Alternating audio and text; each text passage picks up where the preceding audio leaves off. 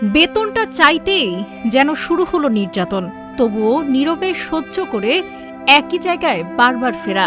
এই গল্প শারমিন আক্তারের, একজন গৃহকর্মী যিনি প্রায় 5 বছর ধরে মানুষের বাসায় কাজ করছেন, কিন্তু তার এই পথ চলা অন্যদের মতো সহজ ছিল না।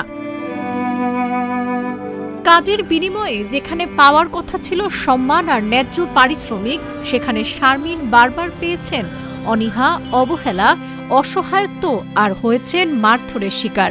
প্রথমে যখন কাজ করতে যেতাম তখন মানুষ কাজ করাতো, তার বিনিময়ে আমাকে ঠিক মতন পারিশ্রমিক দিত না, তখন আমি প্রতিবাদ করতে পারতাম না।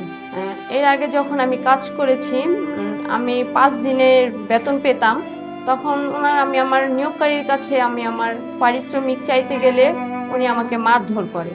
শারমিন জানান, একবার শুধু বেতন চাইতে গেলেই তাকে মারধরের শিকার হতে হয়েছিল। সেই ভয়, সেই অপমান নিয়েই আবার পরের দিন কাজে ফিরতে হয়েছে তাকে, কারণ থেমে গেলে তো চলবে না, পেট তো মানে না।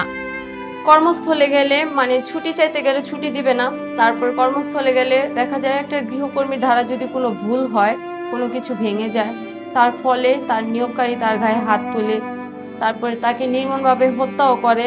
আগে তো আমি এই প্রতিবাদটা করতে জানতাম না, তখন আমি প্রতিবাদ করতে গেলে ভয় পেতাম।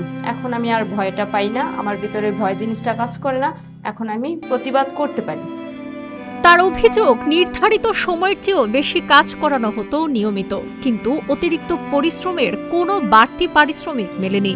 ছুটি চাওয়া মানে বিরক্তির মুখোমুখি হওয়া, আর অসুস্থতা সেটাও ধরা হতো অজুহাত হিসেবে। শরীর খারাপ থাকলেও তাকে কাজ চালিয়ে যেতে বাধ্য করা হতো। এই বাংলাদেশের প্রেক্ষাপটে একজন শ্রমিকের কোনো মূল্যই নেই। আজকে শ্রমিক ছাড়া আমাদের এই বাংলাদেশ চলে না, কিন্তু শ্রমিকের আমরা কোনো ন্যায্য মজুরি পাই না, শ্রমিকের কোনো মূল্যায়ন পাই না, আজকে আমরা শ্রমিক হিসাবে স্বীকৃতি পাই না।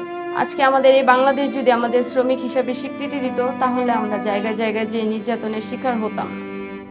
দীর্ঘ 5 বছর কষ্ট, অন্যায় নীরবে সহ্য করার পর এখন আর সেই আগের শারমিন নেই। তিনি বুঝেছেন, চুপ থাকলে পরিবর্তন আসে না। নিজের অধিকার সম্পর্কে সচেতন হয়ে তিনি এখন কথা বলতে শিখেছেন, মাথা তুলে দাঁড়িয়ে বলতে শিখেছেন, আমি একজন গৃহ শ্রমিক, আমার কাজের ন্যায্য মূল্য চাই, আমার অধিকার চাই।